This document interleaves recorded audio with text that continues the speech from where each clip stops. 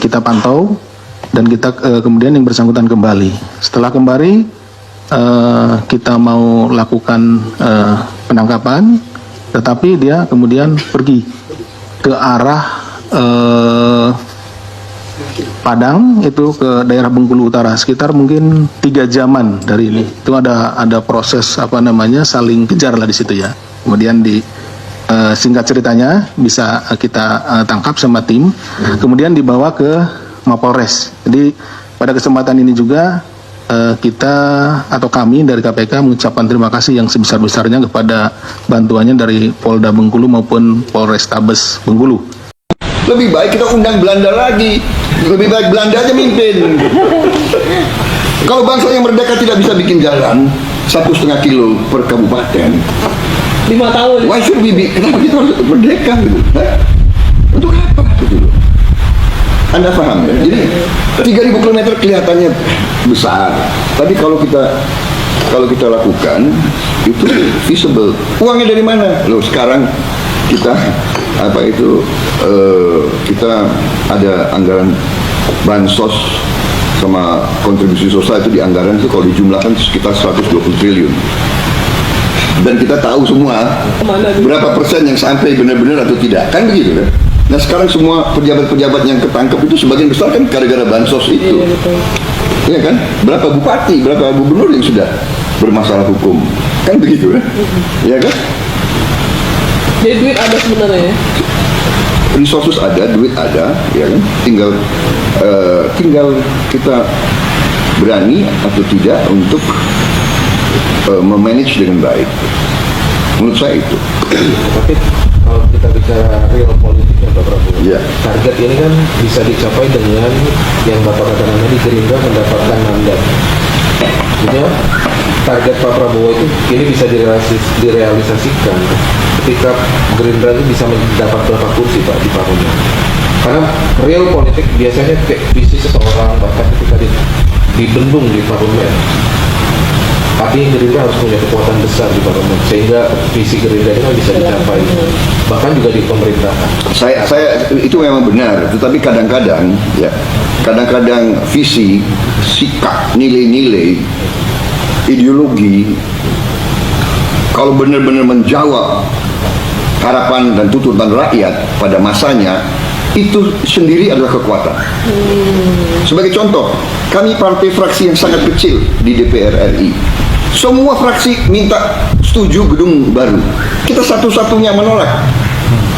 Ya, betul. Satu-satunya menolak, dan kita diejek. Bahkan ada fraksi-fraksi besar bilang nanti kalau ada gedung baru Gerindra nggak boleh masuk ya. Kita bilang tidak apa-apa, kami di tenda, di halaman.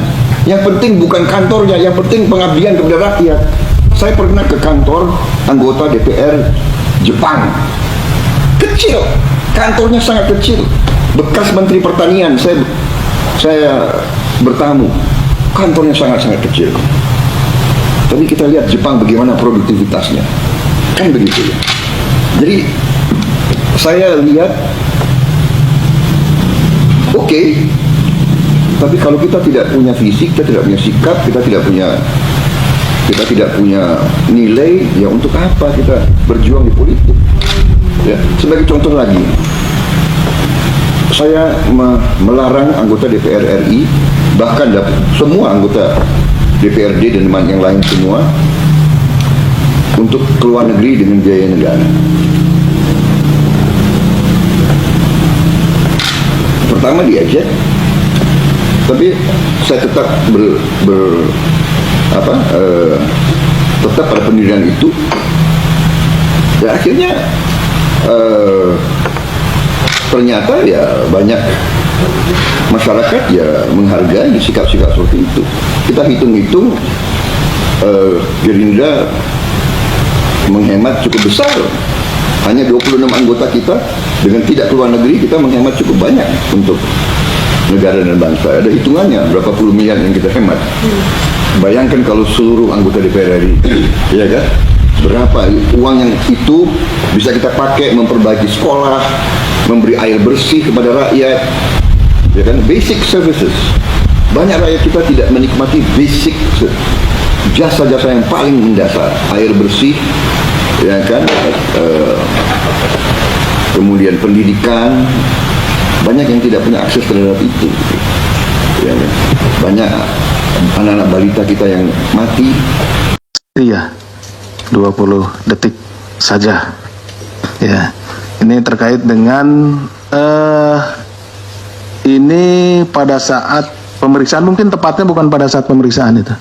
Jadi informasi yang kami terima pada saat itu, karena kami juga memantau dari sini, dari rekan-rekan penyelidikan yang ada di lapangan, bahwa tidak segampang dan tidak semudah apa yang dipikirkan gitu ya. Jadi pada saat itu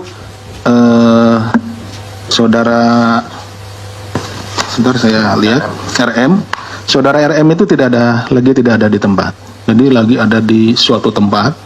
Kemudian kita pantau dan kita kemudian yang bersangkutan kembali. Setelah kembali kita mau lakukan penangkapan, tetapi dia kemudian pergi ke arah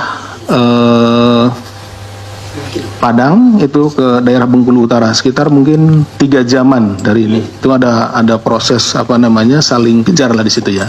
Kemudian singkat ceritanya bisa kita tangkap sama tim, kemudian dibawa ke Mapolres. Jadi pada kesempatan ini juga kita atau kami dari KPK mengucapkan terima kasih yang sebesar-besarnya kepada bantuannya dari Polda Bengkulu maupun Polrestabes Bengkulu. Setiba di sana kemudian dilakukan pemeriksaan sampai pagi. Tetapi situasi pagi itu, sejak pagi sudah berkumpul sangat banyak simpatisan dari saudara RM. Nah, mengepung dari Polres Tabes ya, Tabes sana. Dengan alasan keamanan, maka tentunya kita mencari beberapa cara ya. Jadi rekan-rekan yang ada di sana dari penyelidikan, setelah berkomunikasi dengan pimpinan yang ada di sana, pimpinan Polres membantu. Yang paling utama adalah bagaimana kita menyelamatkan dari orang-orang, termasuk juga personel kami ya, KPK, dan juga orang-orang yang akan dibawa atau personel-personel yang ada dibawa ke sini sebanyak 8 orang. Nah, itu harus kita selamatkan gitu ya. Jangan sampai misalkan di jalan diambil dan lain-lain oleh para pendemo. Nah, yang paling dicari adalah Pak RM, yang paling cari Pak itu. Nah, makanya itu kemudian dipinjamkanlah rompinya gitu. Pinjamkan rompinya di sana, ini dalam rangka tadi kamuflase ya, kamuflase supaya tidak menjadi sasaran dari orang-orang yang ada di situ itu. Jadi tidak pada saat pemeriksaan, tapi hanya ketika keluar, kemudian ketika dalam kerumunan gitu. Setelah itu sampai di sini mungkin rekan-rekan kan lihat tidak menggunakan lagi kan, tidak menggunakan lagi. Jadi itu dalam rangka kamuflase saja, seperti itu. Itu mungkin yang bisa kami sampaikan. Ada yang ingin ditanyakan lagi? Halo teman-teman, kembali lagi bersama saya di channel ini. Salam NKRI harga mati. Teman-teman, dalam video ini kita telah mendengarkan sebuah cuplikan video yang disampaikan oleh Prabowo Subianto ya, dalam melihat dan menilai perjalanan politik yang begitu luar biasa saat-saat ini, teman-teman ya. Karena kita tahu ada banyak dinamika-dinamika yang disebabkan karena ambisi berkuasa, menghalalkan berbagai macam cara, dan bansos pun di mana-mana. Ini artinya berdemokrasi ini sudah tidak sehat. Nah, KPK geledah, ini luar biasa, geledah ruang kerja Sekda dan Gubernur Bengkulu. Nah, ini mereka turun KPK, Komisi Pemberantas Korupsi. 10 pejabat Pemprov kembali diperiksa. Sebelumnya, KPK kembali memeriksa 10 pejabat di lingkungan Pemprov Bengkulu. Sementara sehari sebelumnya, KPK juga memeriksa 8 pejabat Pemprov Bengkulu perihal kasus yang sama. Pemeriksaan guna mendalami dugaan tindak pidana korupsi terkait pemerasan dan penerimaan gratifikasi di lingkungan Pemprov Bengkulu untuk dana pemenang Pilkada 2024. Nah, KPK menjadwalkan pemeriksaan saksi. Pemeriksaan dilakukan di Polresta Bengkulu. Kata juru bicara KPK Tessa Mandarika, adapun 10 pejabat Pemprov Yang menjalani pemeriksaan di Polresta Bengkulu itu adalah TS Pegawai Negeri Sipil, Kadis PUPR Provinsi Bengkulu, SR Pegawai Negeri Sipil atau Kadis Naker Provinsi Bengkulu. Lalu Pegawai Negeri Sipil, ya. Ada juga Kabid PKTI BPSDM Provinsi Bengkulu dan Bas Pegawai Negeri, dan masih banyak lah beberapa selanjutnya.